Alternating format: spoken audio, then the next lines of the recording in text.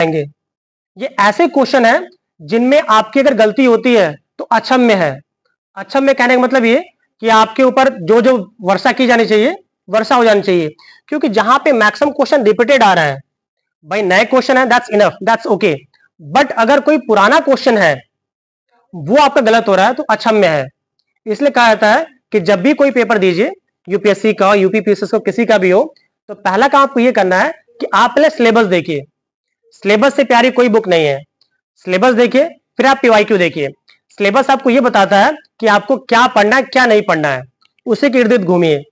और जब आप पीवाईक्यू आप देखते हैं तो आपको ये लगता है कि अच्छा इसी टॉपिक से क्वेश्चन आएगा, क्योंकि आपने यूनिवर्सिटी लेवल पे आप उतना पढ़ लिखे होते हैं कि आपको भी पता है कि क्या इंपॉर्टेंट क्या नहीं है। बट जब आप किसी एग्जाम के ओरिएंटेड होकर पढ़ते हैं कि मुझे इस एग्जाम के लिए बैठना है, तो फिर आप उसके अकॉर्डिंग जब पढ़ेंगे तो ये आप सफल हो पाएंगे। तो देखिए, ये आपको मैंने बता दिया। देखिए आप क्या हुआ, अगर एक एवरेज ले लें तो कह सकते हैं कि 45 प्लस क्वेश्चन आपको इन्हीं से मिल जाएंगे, जिसमें आपके मैक्सिमम पीवाईक्यू है। मैं पीसेस की बात कर रहा हूं, मैक्सिमम पीवाईक्यू है यहाँ पे। तो और कट ऑफ कितनी जा रही है, 90 प्लस। जनरल की बात मैं कर रहा हूं, कैटेगरी वाइज देख लीजिएगा, 90 प्लस। थोड़ा सा अपने करंट अफेयर्स को अपने बूस्टअप कर लिया, ठीक है, थोड़ा सा अपने करंट अफेयर्स को बूस्टअप कर लिया। इसके साथ साथ ऐसा तो है नहीं कि आप केवल यही पढ़ के जाएंगे, आप हिस्ट्री पढ़ेंगे, आप ज्योग्राफी पढ़ेंगे, आप पॉलिटी पढ़ेंगे। उनमें से उसके बाद आपने अगर आधे आधे सही कर लिए तो आपका निकल गया, आप सीधे मेंस लिखेंगे, ठीक है, उस आधार पर बता रहा हूं मैं। इसके साथ साथ अगर आप अब आते हैं यूपीएससी में, यूपीएससी में अगर कोई कहता है कि ये आएगा तो समझ आपको बैल बना रहा है। ऐसा कुछ नहीं है, क्योंकि यूपीएससी इज डायनेमिक। इस साल का जो पेपर आया है, लोग भले बोल रहे हैं सर हलवा है, हलवा है, हलवा नहीं है वो हलवा बना दे रहा है सबका। क्योंकि 10 क्वेश्चन देख के, 15 क्वेश्चन देख के, मेरी टेस्ट सीरीज से मिला है, मेरी टेस्ट सीरीज से मिला है, और वही उनको बैठा दिया ना सर आप थोड़ा आप कर लीजिएगा, तो हालत खराब हो जा रही है सबकी। क्योंकि 10-15 क्वेश्चन के बेसिस पे आप किसी पेपर को टफ या आसान नहीं कह सकते। आप पूरा उसको सॉल्व करिए और एग्जाम हॉल में सॉल्व करिए। मुझे कोई पेपर दीजिए, एक बार यहां बैठ के कराना हो, मतलब एग्जामिनेशन हॉल में टीचर बनकर एक बार बच्चा बन के बैठना हो, तो याद रखिएगा जब मैं आपकी तरफ बैठूंगा मेरे यहाँ पे प्रेशर आएगा, क्योंकि सारे सब्जेक्ट्स आप पढ़ के आए हैं। और जो एग्जाम हॉल में जो प्रेशर होता है वही मेन प्रेशर होता है। क्योंकि घर में तो भाई नहीं मिला तो गूगल या लेंगे, आंसर तो मिल ही जाएगा, तो वो अलग चीज है। घर का अलग दिमाग है, वहां का अलग दिमाग है, कैसे आप टैकल कर रहे हैं। वो आ रहा सिग्नेचर करवाने आ रहा है, कोई हल्ला कर रहा है, तो अलग चीजें हैं। तो याद रखिएगा, कभी अपने आप को किसी से कम मत समझिए। ऊपर वाला आपको चुना है, छोटी सी जिंदगी है, तो जो कर सकते आज ही करिए, परफेक्ट करिए। अब यूपीएससी में आते हैं। मैं जो भी बोलूंगा बिल्कुल ऑथेंटिक बोलूंगा, ऐसा कोई टॉपिक नहीं मैं बोलूंगा जिसमें मेरा रिसर्च ना हो और जिसमें मैं कोई फालतू बात करूं। जो आप यूपीएससी की बात करेंगे तो यूपीएससी में मैं भले बोल रहा हूं साइंस, यूपीएससी का अगर सिलेबस आप देखेंगे वहां पे केवल लिखा है जनरल साइंस, जनरल साइंस केवल लिखा हुआ है। बट वो जनरल साइंस अगर आप सोचें कि सर 10 तक का पढ़ के चले जाएं, आपसे 2 क्वेश्चन नहीं हिलेगा। यूपीएससी की बात कर रहा हूं मैं, यूपीपीएससी 4 डालेंगे आप, पर जब यूपीएससी की बात आएगी आपसे 2 क्वेश्चन नहीं हिलेगा, क्योंकि वहां जनरल साइंस आएगा नहीं, वहां पे आएगा साइंस एंड टेक। जो मैं साइंस एंड टेक की बात कर रहा हूं, वहां पे साइंस के क्या एप्लीकेशंस है, वहां आपके जनरल साइंस 10 तक नहीं आएगा। साइंस के क्या एप्लीकेशंस है, how we can tackle them and what will be the new innovations, जो नई इनोवेशंस क्या होनी है उसके बारे में एप्लीकेशन बेस्ड क्वेश्चन आते हैं। अगर आप अपने आप को करंट अफेयर्स से, साल भर का करंट अफेयर्स डेली अपडेट करेंगे, अगर आपको लगता है कि हाँ मुझे एक ब्यूरोक्रेट बनना है, तो अपने आप को डेली पहले न्यूज़पेपर से जोड़ने का आदत डालिए। 1 साल के लिए बिल्कुल ही काट लीजिए, मेरा माँ बाप भाई बहन कोई नहीं है, जो खाना पहुंचाए वही मम्मी है, जो पैसे दे वही पापा है। बाकी अपने आप को जितना काट लेंगे आप, 1 साल बाद जो लोग आपसे बात नहीं कर रहे हैं वो आपका ऑटोग्राफ लेने के लिए तरसेंगे तो भैया हमारा कमा करवा देते। तो एक ही चार्म है, अगर आप चाहते हैं कि जिंदगी पूरी आराम से बीते, या पढ़ने के लिए सब लोग पढ़ ही रहे हैं, जिंदगी पूरी आराम से बीते, तो 1 साल 1.5 साल जो समय है आपके पास, उसमें इतनी मेहनत कर दीजिए, इतनी मेहनत कर दीजिए कि मेहनत ही बोले इसका करवा देते हैं यार, अगली बार किसी और कराएंगे। इतनी मेहनत करिए आप। और मेहनत का कोई भी, मैं हूं चाहे कोई भी हो, मेहनत का कोई भी सब्स्टिट्यूट नहीं होता है।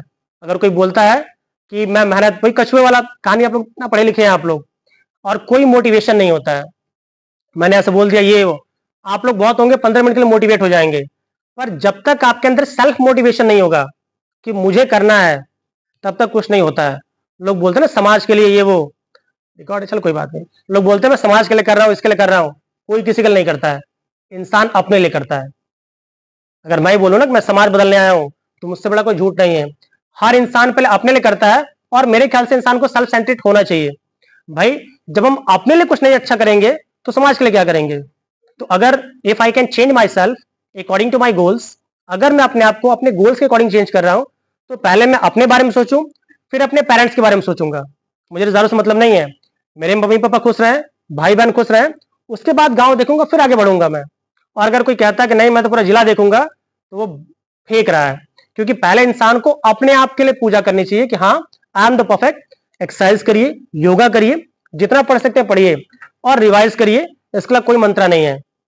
आप जानते हैं आपकी कमियां क्या है, आप जानते हैं आपके परिवार की स्थिति क्या है, और आप जानते हैं कि आपको एक एज के बाद कहां पहुंचना है। आपने किसी से कुछ कमिटमेंट किया होगा, कुछ आपके वादे होंगे, मुस्कान से समझ जाइएगा।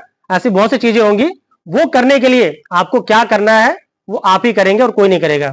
अगर कोई बोलता ना, किसी ने अलमास से पूछा था कि how you will get the motivation, उन्होंने क्या कहा था? मोटिवेशन क्या होता है? अरे भाई, काम करना है तो करना है, दैट इज द मोटिवेशन। हमें पढ़ना है तो पढ़ना है, दैट इज द मोटिवेशन। आप कहते हैं सर पढ़ते हैं आध घंटा, थक जाते हैं। याद रखिएगा कि आप मूवी देखते हो कभी थकते हैं? नहीं थकते हैं, क्योंकि आपका दिमाग उसमें लगता है। आप किसी से बात करते हो थकते हैं? नहीं थकते हैं, क्योंकि आपका दिमाग उसमें लगता है।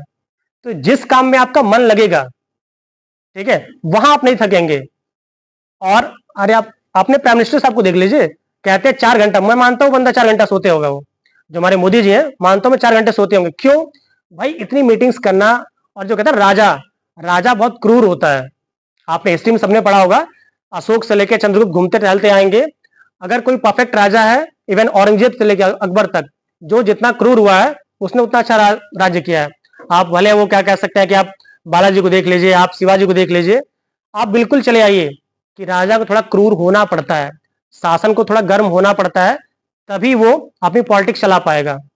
इसका एग्जाम्पल आप पुलिस से देखिए।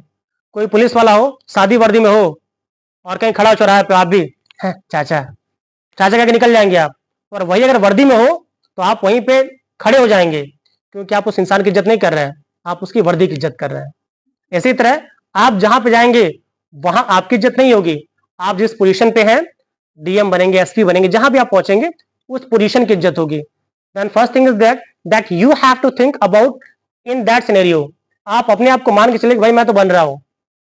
उसी तरह सबसे आप करके बात करिए, जितना अच्छा हो जोड़ने की। अब मम्मी है, पापा है, सबसे आप करिए करिए, ठीक है। बट अपने अंदर जितना चेंजेस आप ला सकते हैं, पहली बात तो ये, फिजिकल एक्सरसाइज पक्का करिए। नहीं कुछ मिल रहा है तो घर में झाड़ू ही मारिए, पोछा ही लगाइए, 2 काम होगा।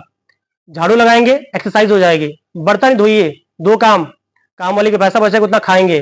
घर का कोई ना कोई काम करिए, ना मिले तब दौड़ने जाइए। ये जिम उमने चोचले हैं सब अमीरों के। आप लोग सोच रहे हैं कुछ लोग जिम जाते होंगे, ये सब अरे भाई घर का काम करो ना, वही तो जिम है। घर के लिए दाई लगा रखी है, उसके लिए पैसा दे रहे हो, जिम में अलग पैसा दे रहे हो। ऊपर वाला शरीर दिया है, उसको मेंटेन करिए। और मुझे इसकी तरह बनना है, अरे क्यों बनना है भाई? ऊपर वाला आपको जिस लायक बना, मेरी हाइट छोटी, मुझे कोई काम नहीं भाई, ठीक है। कोई मोटा हो, कोई पतला होगा, it's made by my gene, मेरे जीन के थ्रू है। हाँ, अपने आप को स्वस्थ रखिए, आप बीमार ना पड़े। क्योंकि जब आप बीमार पड़ते हैं तो होता है कि आपकी जो रिदम होती है टूट जाती है। और अगर रिदम आपकी टूट गई तो विश्वास मानिए, एक दिन जब छुट्टी पड़ती है ना, तो बड़ा मजा आता है। पर वही अगर तबियत खराब होती है, तो ना आपका मूवी देखने का मन करेगा, ना पढ़ने का मन करेगा, ना लिखने का मन करेगा। तो पहली बात तो ये, योगा करिए, मंदिर जाते हो, मस्जिद जहां भी जाते हो, ईश्वर पर बिलीव रखिए, बिकॉज दैट इज अलमाइटी। उनका कोई भी विकल्प नहीं है। मैं ईश्वर बहुत फेथ रखता हूं, क्योंकि कुछ ना कुछ ऐसी पावर है जो सबको गवर्न कर रही है। आपको भी गवर्न करे, मुझे भी गवर्न कर रही है। आप माने ना माने, वो है। उस पर बिलीव करिए, और अपने कर्मों पर बिलीव करिए। अगर मैं अच्छा करूंगा तो मेरा अच्छा होगा, दैट्स परफेक्ट, और कोई विकल्प नहीं है। और मैं किसके लिए कर रहा हूं? तो मैं केवल अपने लिए कर रहा हूं। जो काम आप अपने लिए करेंगे, आप कभी नहीं थकेंगे। आप अगर पढ़ रहे हैं, मम्मी पढ़ती, पढ़ो, मन नहीं है, और कोई बोल रहा है, कोई लड़का है वो 30 घंटे पढ़ रहा है, 30 घंटे तो कोई पढ़ ही नहीं पाएगा, सपोज करिए वो 10 घंटे पढ़ रहा है, तो वो काम नहीं कर रहा है। अरे भैया, वो अपनी जिंदगी बना रहा है, तो काम कहां रह गया? जहां आप अपने लिए काम करो, काम नहीं है। काम वो होता है जहां पे आप दूसरे के लिए करें, आपको पैसा मिले, दैट इज अ वर्क। कोई लेबर है, वो पत्थर उठाता है, कुछ उठाता है, झाड़ू मारता है, उसको पैसा, that is a work. But जहां पे आप पढ़ रहे हैं, किसके लिए पढ़ रहे हैं भाई? आप केवल अपने लिए पढ़ रहे हैं। ना अपने मम्मी के लिए पढ़ रहे हैं, ना पापा के लिए पढ़ रहे हैं, ना किसी के लिए पढ़ रहे हैं। आप अपने लिए पढ़ रहे हैं कि मुझे एक जॉब अच्छी मिलेगी, मेरी शादी होगी, बच्चे होंगे, बीवी होंगे, लंबा लंबा सोच के बैठे हैं आप, ठीक है। तो आप केवल अपने लिए पढ़ रहे हो, किसी के लिए नहीं पढ़ रहे हैं। अगर आपको लगता है कि मैं अपने पापा के लिए पढ़ रहा हूं, तो आपसे बड़ा कोई डम्बो नहीं है, ठीक है। You are only studying for yourself only. So worship yourself, अपनी खुद की पूजा करिए। खुद की पूजा कहने का मतलब टाइम से उठिए, एक टाइम टेबल बनाइए, उसके अकॉर्डिंग पढ़िए, लिखिए। और हो सकता है कि एक आध दिन ना मन कर मत पढ़िए, मूवी देखिए, एवरीथिंग इज ओके। बिल्कुल रिजिड ना बनिए, फेसबुक भी चलाइए, सब काम करिए, बट किसी के आदी ना बन जाइए, ठीक है। फिर आपको देखिए, हो सकता है कि 2-4 दिन आपको दिक्कत लगे, बट जो कहते हैं ना 21 दिन कर लीजिए, पक्का मिलेगा। मेरी बात आपको भी हो सकता है बहुत लोग को समझ में नहीं आएगी, बट यही बात आपको फिर से 4 साल बाद कोई बताएगा। ये हो सकता है क्या मैं किसी नीली बत्ती या लाल बत्ती में आपको बताऊं, तो आपको बात समझ में आएगी, ठीक है। क्योंकि इंसान जो होता है उसकी कद्र उसकी पोस्ट से बढ़ जाए, मैंने बताया आपको। यही हो सकता है मैं लाल बत्ती नीली बत्ती से बताता आपको, ये वैसे योगी जी ने हटवा दिया है, कोई बात नहीं, ठीक है। तो आपको ज्यादा समझ में आती है। तो जो बातें आपके टीचर्स बता रहे क्योंकि आपसे श्रेष्ठ है, उनकी बातें आप, ठीक है भाई, ये चलते हैं। तो यहाँ पे पीसीएस हो गया, आरओआर हो गया, ये यूपीएससी हो गया। अगर आप यूपीएससी कर रहे हैं तो पहले जो एनसीईआरटी कहते हैं आप, एनसीईआरटी इज द माई बाप, एनसीईआरटी इज द माई बाप। एनसीईआरटी से प्यारी न तो कोई किताबें बनी है, न बनेंगी भविष्य में मेरे अकॉर्डिंग, क्योंकि उसमें इतना प्यारा लिखा जाता है, और कब कहां से क्वेश्चन दे दे आप समझ नहीं सकते हैं। 2019 में क्वेश्चन आता डुगोंग के बारे में। डुगोंग, कोई डुगोंग के बारे में जानता है? What is dugong? कोई भी, एनीवन? कोई बात नहीं, हिंदी बोल रहा हूं मैं। उसका हिंदी नाम है समुद्री गाय। हाँ, sea horse, good. Sea horse अलग है, कोई बात नहीं। सी हॉर्स, सी हॉर्स से भी क्वेश्चन है, वेरी गुड। क्या नाम है आपका? फैज जी। सी हॉर्स से भी क्वेश्चन आया। अभी मैं सी हॉर्स के बारे में बहुत प्यारी चीज आपको बताऊंगा मैं, ठीक है। मुझे याद दिलाएगा, ठीक है, सी हॉर्स के बारे में बताना है, क्योंकि साइंस का टीचर बताना पड़ेगा। जब समुद्री गाय कभी सुना आप लोगों ने? समुद्री गाय के बारे में जब क्वेश्चन आया था, तो लगे लोग खोलने बड़ी बड़ी किताबें, कहीं नहीं मिला। वो मिला कक्षा 6 के एनसीईआरटी में, वो भी छोटा सा कॉलम बना के। मेरा भी गलत हुआ, झूठ नहीं बोलूंगा, वो क्वेश्चन मेरा भी गलत था। वो एनसीईआरटी की छोटे से कॉलम में, जो नहीं गुड्डा गुड़िया बना के देते हैं सब, उसमें था समुद्री गाय के बारे में। तो सोचिए, क्लास 6 से भी एनसीईआरटी, क्लास 6 से भी यूपीएससी क्वेश्चन बना देता है, और ऊपर से बना देता है। बट क्यों बना था? क्योंकि उस साल सी हॉर्स के लिए गवर्नमेंट ने एड अनाउंस किया था। एनसीईआरटी तो थी, गवर्नमेंट ने उसके लिए चूंकि एड अनाउंस किया था, इसलिए क्वेश्चन वो बहुत इंपॉर्टेंट हो गया था। जैसे अभी देखिए जो रिलेवेंट में चल रहा है, अभी कोबाल्ट का मुद्दा अभी पेपर्स में इंडिया का नहीं आया है, 2 से 3 दिन बाद देखिएगा, times of India, the Hindu, Jansatta, सब में कोबाल्ट के बारे में खूब लेख छपेंगे। कोबाल्ट एक एलिमेंट है, पता होगा, एटॉमिक नंबर 27 होता है, ठीक है। और क्यों छपेंगे मैं बता रहा हूं अभी से, अभी छपा नहीं है, कल के बाद या परसों के बाद छपेगा। क्योंकि इंडिया ने क्या किया है, हमारे यहाँ मैक्सिमम लोग ज्योग्राफी वाले हैं, समझ रहे होंगे। कोबाल्ट जो होता है, कोबाल्ट और लिथियम, ये 2 ऐसे एलिमेंट है, मैं साइंस टेक पढ़ा रहा हूं, ये बातें नहीं कर रहा हूं मैं, ये क्वेश्चन है आपके। जब लिथियम और कोबाल्ट, इनसे बैटरी बनती है, जो आपके मोबाइल्स में यूज हो रही है, हमारी जो इलेक्ट्रिकल व्हीकल्स है, उनमें बैटरी हमें चाहिए।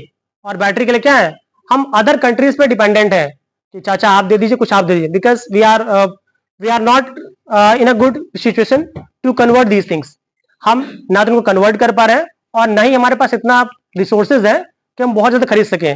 क्योंकि अगर हम खरीद भी लिया तो हो सकता है कि जो व्हीकल हमारी मिलनी चाहिए 1.5 लाख की, वो मिलेगी 5 लाख की, because we are developing, we are not fully develop. हम डेवलप नहीं, हम डेवलपमेंट की तरफ है, but we have a huge market. हमारे पास इतना बड़ा मार्केट है कि पूरी दुनिया हमें देख रही है। आप कहेंगे सर मार्केट कैसा है? अरे भैया, पॉपुलेशन, हमारे इतनी ज्यादा population, we are the number 1, पता ही आपको। हमारे पास जब पॉपुलेशन ज्यादा है तो हम लोग कपड़े ज्यादा पहनेंगे, हम इलेक्ट्रिसिटी ज्यादा खर्च करेंगे, हम सारे काम ज्यादा करेंगे। और जहां लोग ज्यादा होंगी, उनकी परचेजिंग पावर ज्यादा होगी, ऑब्वियस सी बात है, उनकी ग्रोथ रेट बढ़ेगी। इसलिए पूरा का पूरा वर्ल्ड हमारी तरफ झुका पड़ा है। मोदी जी के पास कोई ऐसा जिन नहीं है कि फैला दे रहा सब लोग दौड़, नहीं, because we have a huge market. हमारे पास बाजार है, और हर आदमी अपने उत्पाद को बेचना चाहता है, और उत्पाद को बेचने के लिए क्या चाहिए? कोई बाजार चाहिए। मान लीजिए आप यूएसए की बात करते हैं, अरे भाई यूएसए में सबके पास 2-2 कार है, तो क्यों कोई कार खरीदेगा? और हमारे यहाँ क्या है, सबके यहाँ 2-2 साइकिल है, ठीक है। तो जहां पे नहीं है वहीं तो उपयोगिता बढ़ेगी, और जहां पे है वहां तो कुछ है नहीं, ठीक है। तो यही बात मैं समझाना चाहता हूं आपको। तो जो कोबाल्ट की बात थी, तो इंडिया ने अभी फॉर्म भरा है, करीब 5 या 6 करोड़ का कल फॉर्म भरा है टेंडर के लिए, कि हमें टेंडर मिल जाए। उसका नाम मुझे एग्जैक्ट नहीं याद आ रहा है, ठीक है। वो कोबाल्ट का एक सरमाउंट टाइप का है, जो कि हमारे यहाँ हमारे जल सीमा से बाहर है। वो श्रीलंका से और नजदीक है। और जैसे आप अगर भारत का नक्शा आप देखेंगे, ठीक है, अगर आप इंडियन मैप आप देखेंगे, ये इसके नीचे दिख रहा है आप लोग को, आपकी आंखें तेज है, ठीक है, मुझे पास से नहीं दिख रहा है। तो ये जो एरिया देख रहे हैं आप, श्रीलंका के और नीचे, यहाँ पे हमें कोबाल्ट के पहाड़ मिले हैं। कोबाल्ट के पहाड़ मतलब ऐसा पहाड़ नहीं रखा हुआ है, मतलब उसमें इतना रिच कोबाल्ट है, फिर आपका कॉपर है, कि हमें मिल जाना चाहिए। वैसे चाइना पीछे लग गया कि नहीं हमको चाहिए, पता है कि उसके भाई ये हमारे इंडियन ओशन में है, हमारे नजदीक है, हम उससे फायदा उठा सकते हैं। चाइना आपको पता है, अगर ये साउथ चाइना सी में होता तो अभी तक वो बवाल मचा दिया होता कि हमारे है ही, तो क्योंकि पता है चाइना इज द ड्रैगन, वो कुछ भी जो बोले सब सही है, ठीक है। तो यहाँ हमारे क्या है, तो याद रखिए 2 से 3 बार न्यूज में मिलेगा, तो ये फिक्स हो गया कि अगले साल जो यूपीएससी क्वेश्चन आएगा वो कोबाल्ट के बारे में पक्का पूछेगा, लिथियम के बारे में पक्का पूछेगा। तो अगर आप अपने आप को कोरिलेट करेंगे तो आपको इसका आपको खुद दिमाग लग जाएगा, अच्छा ये क्वेश्चन आ सकता है। मैं फिक्स नहीं कह रहा हूं कि आएगा यही, ये आ सकता है। ऐसे आप खुद टॉपिक ढूंढेंगे, कोई टीचर आपको पक्का पका नहीं देगा। अगर आप चाहते हैं होता मछली खाना, मैंने आपको मछली पकड़ के दे दी, लो भैया खा लो। और एक अच्छा तरीका होता है कि मैंने फैज जी को मछली, फैज जी नाम था ना, ओके, मैंने आपको, फैज क्यों प्रसिद्ध है? पोएट, उनकी कविता बताइए। अरे यार शायरी बता दीजिए। गुमनाम नहीं नाकामी तो है, माना लंबी। तेज बोलो भाई, सब लोग सुने, फिर से बोले, रिपीट करिए। क्योंकि दिल नाकाम नहीं, सॉरी सर, कोई बात नहीं, गुमनाम नहीं नाकामी तो है, माना लंबी है गम की शाम मगर शामी तो है। बहुत बढ़िया, ठीक है भाई, ताली बजा दी आप लोग थोड़ा सा, ठीक है। फैज अहमद फैज साहब का आपने नाम सुना होगा, ठीक है। तो हाँ, एक और बात, आपने नाम कर तो पक्का जानिए, जैसे मैंने 2-4 लोगों का नाम पूछे थे, कुछ याद हो या ना हो, उसके आसपास के नाम आप पक्का याद रखिए। जैसे मुझे सक्सेल क्या नाम है, बाबू टाइप का पंकज, हर चौथे आदमी का नाम को पंकज मिल जाएगा। अगर आप पत्थर मारेंगे तो 4 पंकज लोग को गिरेगा। तो अगर आपका नाम कुछ यूनिक है, 2-3 लोग को मुझे नाम यूनिक दिखे थे, मैंने पता नहीं क्या क्या नाम थे, कोई अन्वेषा था, कोई आप थी, आपका नाम पता नहीं क्या, अज्ञे नाम मुझे याद रहा, बाकी जो भी हो। तो वो तो आपको कोरिलेट हो कि जो आपके नाम का अर्थ है वो आप जाने, उसके अकॉर्डिंग बने, ठीक है। चलिए, फैज का अर्थ मुझे भी नहीं पता, आपको भी शायद पता होगा, पता है क्या मतलब इसका? Kind and victorious. Well done, well, चलिए अच्छी बात है। जैसे मेरा एक स्टूडेंट था मिराज, मिराज का मतलब मुझे नहीं पता था, मिराज का मतलब इंग्लिश लगा रहा था मैं, ठीक है, मिराज अंसारी नाम था, इस समय वो मेडिकल स्टूडेंट है। मिराज का मतलब किसी को पता है? नहीं, वो नहीं, ये एक उर्दू वर्ड है, ठीक है, वो शायद मोहम्मद साहब का घोड़ा टाइप का इस तरह कुछ का था, मिराज उसका नाम है, जैसे भी हो उसका नाम था ना, मुझे एग्जैक्ट याद नहीं आ रहा, बट ऐसा एक बुराक था, एक मिराज से कुछ करके है, ऐसा कुछ करता, मुझे परफेक्ट कंफर्म नहीं हूं मैं। तो नाम कर तो आपको पक्का पता होना चाहिए, ठीक है। क्या नाम भैया आपका? जी, अरे आपका नाम सबको पता होगा, इसके 2 पर्यायवाची बताइए आप, बोलने दीजिए। चलिए, वेल डन, बहुत बढ़िया। आपका क्या नाम भैया? सुधांशु जी, आप बताइए, 2-3 पर्यायवाची बताइए इसके। हाँ सही है, सही है। कलाधर, हाँ भाई, कम से कम मुझसे पूछे पंकज के, मैं 15 बताऊंगा आपको। आपने नाम बैठ जाइए, बहुत अच्छा, वेरी गुड, ठीक है। मैं आपसे कोई क्वेश्चन नहीं पूछ रहा हूँ, मैं चाहता हूँ ये आइस ब्रेक सिस्टम है कि आप सब लोग मुझसे इंटरेक्ट करें, क्योंकि जब क्लास इंटरेक्ट होती है तो बी बेशरम, मतलब ये भी नहीं एक लेवल में रह के आपको जो पूछना हो, क्योंकि हो सकता है अभी मैं कुछ भी पढ़ाऊं, आप क्वेश्चन पूछने का आदत डालिए, कि आप क्वेश्चन पूछते हैं तो जरूरी नहीं कि आपको आता है, मुझे भी आता है, मैं सीखना चाहता हूं आपसे, ठीक है। तो बी बेशरम बनिए, कुछ भी पूछे, ठीक है। आपका क्या नाम था? आप जी, यश, आपका नाम नहीं पूछूंगा मैं, आपका सिंपल है बिल्कुल, ठीक है। ओके, आपका क्या नाम है? आर्या, चलिए आर्या नाम है तो ठीक है। आर्या किसका पर्यायवाची है? पर्यायवाची है, एक माता का, देवी का, चलिए ठीक है, वेरी गुड। चलिए तो हम यहाँ चलते हैं हम लोग। तो यहाँ जो मैं समझा रहा था आपको कोबाल्ट के बारे में, तो आपको यूपीएससी बताएगी भाई कहां से क्वेश्चन आएगा। तो पहली बात तो ये, पेपर से अपने आप को जोड़िए, आप पेपर से अपने आप को जोड़ेंगे, न्यूज़पेपर्स पढ़ेंगे तो ही आप समझ पाएंगे कि सिलेबस रखिए, पहले सिलेबस रखिए, अच्छा ये तो पक्का आना है, पक्का आना है। खुद के नोट्स बनाइए, किसी भी डिपेंडेंट ना रहिए, टीचर्स आपकी हेल्प करेंगे, इवन मैं भी आपकी हेल्प करूंगा, बट जैसे आप पढ़ेंगे दैट विल हेल्प यू, ठीक है। आइए चलते हैं। तो यूपीएससी के लिए क्या करना पड़ेगा भाई, एनसीईआरटी पढ़िए, मुझे पता समय नहीं है, ठीक है, इतना आपको कोर्स ज्यादा है, आप लोग पढ़ रहे, वही बात है, जो आपको पक्का पक्का मिल रहा है, ठीक है, पक्का पक्का मतलब मैं पढ़ा रहा हूँ, कोई पढ़ा रहा है, उसको आप रिवाइज करिए। बट मेरे पढ़ाने से याद रखिएगा, अगर आप सोचते हैं तो मेरे पढ़ाने से केवल 10% फायदा होगा।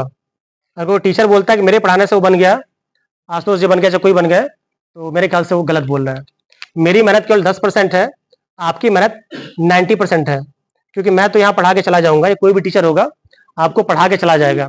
और यूपीएससी के लिए कोई टीचर नहीं होता है, यहाँ मेंटर होते हैं, क्योंकि ऐसा कुछ नया नहीं है जो आपको पढ़ा रहा हूँ, ये सारी चीजें आप जूनियर क्लासेस में आप पढ़ चुके हैं। मैं आपको ये बता रहा हूँ कैसे पढ़ना है, कहाँ पढ़ना है, कितना पढ़ना है। So that is the mentor, that is not a teacher. वो टीचर नहीं, कोई था यूपीएससी टीचर है, बैल बना रहे हैं, ठीक है, आप केवल एक मेंटर हैं, आप ये बता रहे हैं आपको क्या पढ़ना है और क्या नहीं पढ़ना, ठीक है। चलिए, तो ये जो सब्जेक्ट है, कोर्स सब्जेक्ट मैंने बताया आपको, अगर आप इन पे अपने आप को टैकल कर लेते हैं, so that will be good, ठीक है। आज हम लोग स्टार्ट करेंगे साइंस एंड टेक स्टार्ट करेंगे, क्योंकि मैं मेनली इन क्लासेस को यूपीएससी के लेवल पे मान रहा हूँ, ठीक है। हो सकता है कुछ दिनों बाद हम पीसीएस के लिए भी लेके आए, तो हम जनरल साइंस की बात करेंगे और हम इन्वायरमेंट की बात करेंगे, ठीक है। तो आज मैं जो स्टार्ट करूंगा वो साइंस एंड टेक की बात करूंगा, मतलब साइंस एंड टेक्नोलॉजी की, ठीक है। चलिए आज स्टार्ट करते हैं। उससे पहले याद रखिएगा कि पहली बात तो sir science and tech why it's important. देखिए, जब पूरे साइंस एंड टेक की बात करते हैं आप, पूरे साइंस एंड टेक को अगर आप लिखिए मत, सीट आपको मिल जाएगी, ठीक है। अगर कुछ एक्स्ट्रा पॉइंट होगा मैं आपको वो उसको लिखिएगा आप, ठीक है, कुछ नया नहीं सुनेंगे आप। मैक्सिमम चीजें मैंने मेंशन कर रखी है, हो सकता है तो आपको शीट भेज दें, ठीक है। ये मेरे खुद के बनाए नोट्स है, कहीं से पकाया पकाया नहीं है, विश्वास मानिए आपको मेंस तक लिखने में बहुत हेल्पफुल होगा। ये कोई ग्रुप तो होगा आप लोग का, बस मिल जाएगा, ठीक है, बस अपने तक रखिएगा, ये नहीं कि भेज दें कोई और भी करता रहे, ठीक है। वेल, तो हम बात करें साइंस एंड टेक की, तो ये 8 यूनिट में जो भी चैप्टर्स है, मैं यूपीएससी की बात कर रहा हूं, उनको करीब 26 चैप्टरों में डिफाइन किया है, जहां से क्वेश्चन बनते हैं। क्योंकि जब यूपीएससी की बात करते हैं, यूपीएससी के सिलेबस में एक ही लाइन लिखी हुई है, जनरल साइंस। क्या लिखा है? General science.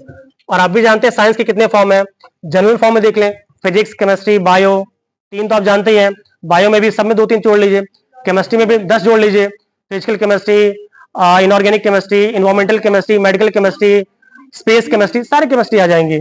फिजिक्स में जुड़िए, सब में मिल जाएंगे आपको। बट हमें यहाँ पे साइंटिस्ट नहीं बनना है, उन्हें क्या चाहिए? एक लेमैन चाहिए जो कि उसका एप्लीकेशन जानता हो, कहाँ उसका यूज करना हो। या अगर उन्हें विद्वान चाहिए होता तो कहते केवल साइंस वाले बैठेंगे इसमें। यूपीएससी आपको पता होगा ना कि स्पेसिफिक एग्जाम भी कराती है, वो मेडिकल का अलग से एग्जाम कराती है जिसमें केवल मेडिकल वाले बैठते हैं, वो जियोलॉजी का अलग से कराती है जिसमें केवल जियोलॉजी वाले बैठते हैं। तो जी बैठे थे आप, जो यूपीएससी कराए नहीं बैठे ना, बैठेगा पक्का, ठीक है, एलिजिबिलिटी नहीं अभी आ जाए, ऐसा क्या है? अच्छा मैं आपका, अच्छा सॉरी, कोई बात नहीं। इसी तरह ये हो गया, स्टैट्स वालों का होता है। ऐसे बहुत से एग्जाम है जो यूपीएससी नहीं, इकोनॉमिक्स सर मुझे पता नहीं है, जो मुझे पता मैं वही बात करूंगा, ठीक है।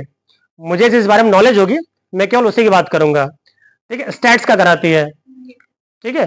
तो ये कहने का मतलब ये है कि वो स्पेसिफिक, जहां उनको स्पेसिफिक चाहिए वहां स्पेसिफिक मांगते हैं। जहां पे यूपी पीसीएस की बात करिए, जहां लगता है मुझे एग्रीकल्चर वाले चाहिए तो एग्रीकल्चर के अलग से वैकेंसी निकाल रहा है वो, जहां लगता है मुझे कॉमर्स वाले चाहिए वो कॉमर्स के अलग से वैकेंसी निकाल रहा है। बट यूपीएससी को क्या चाहिए? उनको जर्नलिस्ट चाहिए, नॉट स्पेशलिस्ट। जो यूपीएससी का जो डीएम होता है, जो बन के आएगा आपका आईएएस ऑफिसर, वो किसी सब्जेक्ट का परफेक्ट नहीं है, बट वो सारे सब्जेक्ट का वो कोर जानता है जो किसी की भी हालत खराब कर सकता है।